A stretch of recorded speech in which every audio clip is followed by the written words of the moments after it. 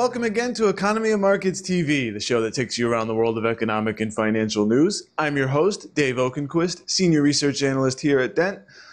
It is Friday, which means it's time for our weekly recap and a look ahead to next week. And of course, that means I bring on Rodney Johnson. Rodney, welcome. Morning, Dave. Rodney's the senior editor of Dent Research as well as the co-founder, so it's always great to have you on, give your insights. Rodney and I have highlighted really the most important news items of the week. We're going to try to move through them relatively quickly, set about 2 minutes to each topic. I've got a bell here. I will ding Rodney if he goes over. Rodney, are you ready to get into it? Let's do it. All right, I'd like to start off with geopolitics. We had a little bit of news on the Great Trade War of 2018, as well as, of course, the battle for the Nobel Prize. Right.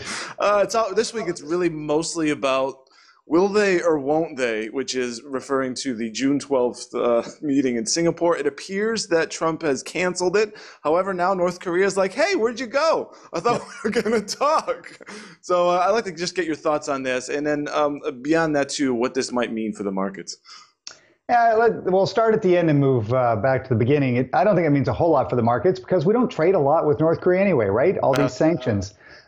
It's how people feel. It's the psychology. Things were kind of moving in a positive direction, maybe easing some of the nuclear concerns around the world. A lot of people do worry that North Korea will set off a nuclear weapon. And a summit like this would put that further on the back burner. So without the summit, maybe some of the risk comes back. So maybe risk psychology comes off a little bit. It's really more about this string of negotiations we're doing. North Korea is, of course, just geopolitical, but we're negotiating with NAFTA partners, Mexico and Canada. That came to a standstill. We're negotiating with the Chinese. That kind of came to a standstill. Trump, at the end of this week, said, hey, let's throw some tariffs on import cars here, 20, 25%. And so people's heads are spinning thinking, okay, where are we? As we've talked about many times on this show and in the digest, I don't think he's principled on trade, meaning we have to have this one thing, and nothing else matters. It's all negotiation. And so since we're not privy to the negotiation, we don't know where this might go. And so the market is really kind of at the end of this whip being thrown around, a little bit up when things look good, a little bit down when things look bad. But keep in mind, the Dow's sitting right about where we started the year. We're really just kind of churning through here, not going up a lot, not going down a lot. And so it's very interesting that we've become range bound based on this trade information. And I expect that to carry through for at least another couple of weeks. So it sounds like I'm getting the impression this is a lot of just theater then from you. We have nothing major you don't think is going to come out of this either way, at least not yet. We're still in this sort of this bluster phase, and everyone's sort of just playing this big game. Right, and when you look at the trade side, no one's advantage is served by letting this linger for too long. And so certainly, Canada and Mexico, China, and other partners that provide cars, they don't want this to go on for a long time, but they also don't want to roll over. I mean, that's kind of bad for your local politics. Yeah. And so I think that we're seeing these people kind of push back and forth. And then we had this thing as a deadline called the midterm elections. I know that Trump and company don't want to take things that far because then they risk not being in control of Congress to be able to approve whatever they come up with. And so I think this will all be settled in a matter of months. I think we'll get a much clearer idea in a matter of weeks because it does take time to move this through Congress. Yep. But right now, like you say, it's theater. And it's getting to be pretty boring theater. I find myself not listening anymore because it's like, tell me when we get to the end. Yeah, exactly. All right, well, I'll let you run a little bit long on that because my follow-up, but let's move on. Thank you for your insights on that. I want to talk about home sales. We have got new and existing. We're going to combine these two into one. New home sales fell in April after they had a really strong March, and the median sales price of new homes fell almost 7%.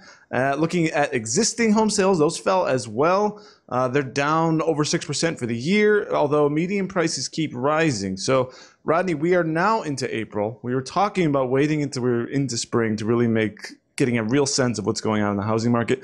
Is unaffordability finally a factor here? We've got mortgage rates rising, prices maybe falling for new stuff, still rising for existing. Is it really time now we're going to see the slowdown or what? It sure feels like the slowdown in volume. When we look at new home sales, they're still well above last year at this time. Mm-hmm. Existing home sales, as you mentioned, just below where it was this time. Prices are kind of the deal. New home sale prices, the median is a little lower. Is it discounting or are they actually selling lower priced homes? I don't know the answer to that. But existing home sale prices, and remember, existing homes are 90% of the market, they're up more than 5% over last year. And so people are still getting good numbers for their homes. And so the first thing you see is kind of that slowdown of buying, although we still have short supply. Yep. And then you see sellers capitulating, which if that happens, will come as we get into the summer. And everybody wants to get something done before July because they know people are moving by August for schools. And so this could be kind of the place where affordability becomes a problem, particularly with rising interest rates in the background. And so just a number of factors weighing on real estate all at the same time, including higher prices for inputs for new homes. I think what we're seeing is a slowdown, but still moderate growth pace for real estate. So I don't think we're going down. I don't think it's going to roll over. I think what we might see is that slow growth pace be even slower, but still marching higher because builders have done a really good job of keeping inventory low. Yeah, and you mentioned also in the copy for today that the Fed looks like they're going to raise rates in June, so that could certainly be a factor, right, for increased mortgage rates.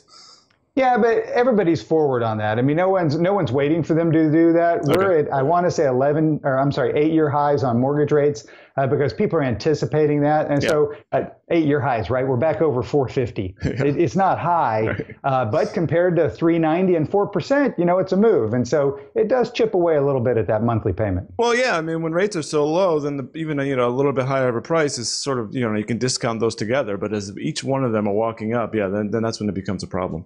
Yep. All right, excellent. We are right at 2 minutes here, so let's hit our next topic, which is Greece, the Greece bailout negotiations. So from what I understand, Greece, they had a budget surplus in 2017, and so now they're like, hey, let's renegotiate terms. We're doing really well.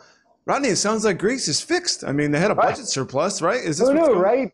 It's actually their second annual surplus in a row. But if you look through the numbers a little bit, it's a surplus before interest and debt payment.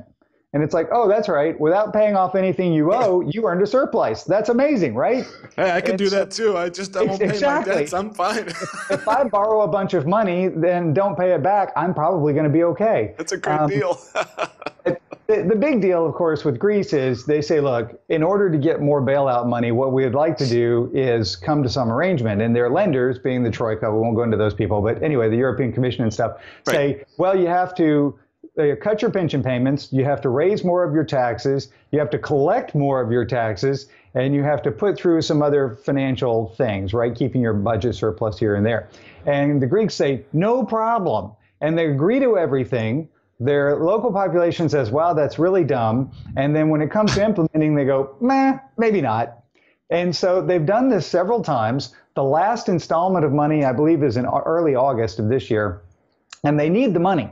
Now, keep in mind, they don't get the money. What happens is the money comes to them sort of on paper, but it really just goes to pay off the European banks that lent them money in the first place, and particularly central banks. And so the money doesn't really go to Greece, but it does count against them, blah, blah, blah. Long story short, don't expect them to cut their pensions. Don't expect them to increase taxes. Expect this to be business as usual. They'll be back to a deficit next year, and they'll still be a problem. It's what it is. Well, you've shattered my optimism. I know. Now, you were so optimistic about the Greeks, but now you see what's going to happen. Oh man, at this point, it's just what a mess, right? I mean, there's just... It has been. They haven't solved their underlying issue. They got to a bottom of their economy. You got to understand, their GDP contracted by more than 25%. I mean, a full fourth of GDP since their high, of course, before they went bankrupt the first time. Right. And so certainly feeling the pain, but they have a structural issue with their population, and they haven't solved it yet. Yeah. Thank you, Rodney.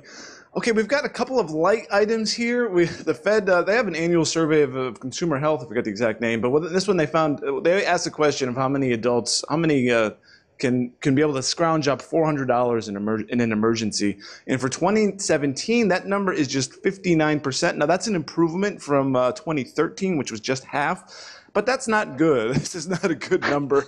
And they also found that 25% of Americans have no savings for retirement of any kind, which includes any sort of defined benefit contribution thing, 401k, real estate, any other savings account. 25% just have nothing. And that's scary. I mean, there's a lot of people that are not doing very well financially, Rodney.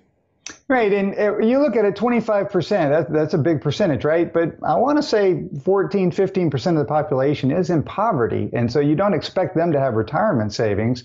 And so that pulls off a chunk of them right there. The bigger issue is that we economically stratify, and we've been doing this now for 4 or 5 decades, has to do with education and all sorts of different things. But people, our readers, subscribers, people watching this video, most likely are not spending a lot of time every day with people who do not have $400 or couldn't get to $400 in an emergency or have any retirement savings. We just don't. And so we don't think much about it until we see numbers like this and start scratching our head and go, wait a second. This seems unusual, but if you look historically, it's not. We've always struggled with this, and we're not doing a good job of getting more of that savings into people's hands. And so if I had the answer, guess what? I could put it out there and rule the world or whatever I could do with such an answer. I don't have one, but it does continue to be a social problem. Yeah, absolutely. With a lot of people that are not doing very well and they're struggling. Sometimes, not of their own making and all that, but there is a case of someone's own making. This refers to the 30-year-old man who was sued by his parents in New York to move out. He will not move out. They said he's not paying rent. He's not even helping with his chores, and they're offering him money to set him up with an apartment. He says, yeah, I'm really just not ready yet. So they took the guy to court, and the judge says, you got to get out, buddy. This is just hilarious. I read this story, and I found it interesting because of 2 things. One, the landlord, in this case being the parents, offered him $1,100 to kind of, leave the nest and go get settled somewhere. And he, in turn, went through the law of landlords and renters saying, hey, I've got 6 months to vacate. They can't do this to me. And it's like, how could you be a renter if you're not paying anything? I'm really struggling with how this relationship works. And so I'm wondering if they would have chosen a different path and instead had him removed for trespassing. They could have just done this in an instant. There you go. But it certainly speaks to a problem where more millennials live at home, more people, younger people live at home than any time, really in modern era in the United States. And what do you do with somebody who refuses to go? If my kids were at home, I don't know that I could force them out. I see the logic of wanting to, but, putting down the garage door and waving goodbye, I'm not really sure I'm ready for that. Yeah, although if he's getting litigious, then it might cross the line. Well, I like to mess on boomers a little bit here, so it's good to give it to the millennials, of which I am a member. So, we're no better. I'm in between. I'm a Gen Xer, so I got nothing for either one of you. Oh, there you go. So there you go. Dispassionately criticize both, right? Exactly. All right, that's all we had for this week. Looking ahead to next week, I'm going to be traveling, which means Rodney is willing to take this on solo, so that'll be fun. Yep. We also have the U.S. employment situation, so we'll see, how many jobs are added. I'm really looking forward to that. That could be a big one. We're also going to get the Case-Shiller U.S. Home Price Index, so we'll see where home prices are moving. And Rodney, you had a bid on oil. You're going to keep your eye on that? Yeah, we got some news late yesterday, early today about oil. OPEC and its co-conspirators who have kept supply down a little bit are talking about easing that constriction and allowing more production. And so it's weighing on oil prices this morning, down 2 or 3%. It's not the number that matters. It's more of the trend. Oil prices have been trending higher on a number of things like the Iranian sanctions, Venezuela, and of course, the restriction on supply. If the supply numbers walk back up, I expect oil prices to come down, but probably not into the 40s. I mean, that just doesn't seem to be in the cards. Yeah. West Texas Intermediate is in the high 60s right now. In the mid 60s is probably a decent place for it, given everything that's going on. And I think it'll keep the energy field, the oil patch in the United States in business, which should be pretty darn good for our economy. Great stuff there, Rodney. As always, I want to thank you for coming on, and I want to thank all of you for watching. We'll see you again next time.